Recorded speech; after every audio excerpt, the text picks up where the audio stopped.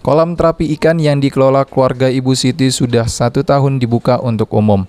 Pada awalnya pembukaan bebarengan dengan awal pandemi COVID-19 di Banyuasin, sehingga tidak banyak masyarakat yang mengenal kolam terapi miliknya. Akibatnya selama 1 tahun hanya warga sekitar yang datang berkunjung untuk memanfaatkan kolam terapi ikan. Kini wisata kesehatan milik Siti tengah berusaha bangkit dan mulai melayani kunjungan dari berbagai daerah di Sumatera Selatan. Sudah lama kita buat. Kalau ikannya itu sudah 4 tahunan, tapi kalau dibuka untuk umum itu baru sekitar 1 tahun. Tadinya untuk keluarga dan kawan-kawan.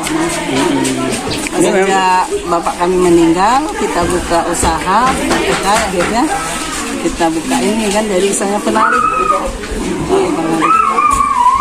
Yang datang masyarakat sekitar sini dari Palembang juga, dari mana-mana, alhamdulillah. Belum ada. Ya.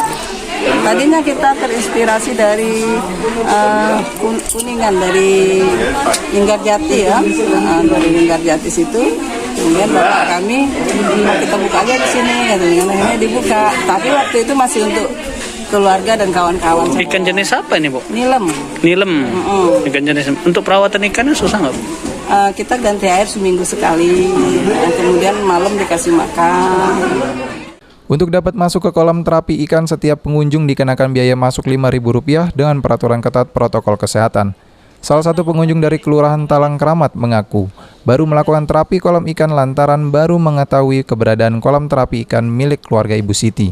Untuk terapi ikan yang digunakan yakni ikan nilam yang didatangkan langsung oleh Siti dari Pulau Jawa.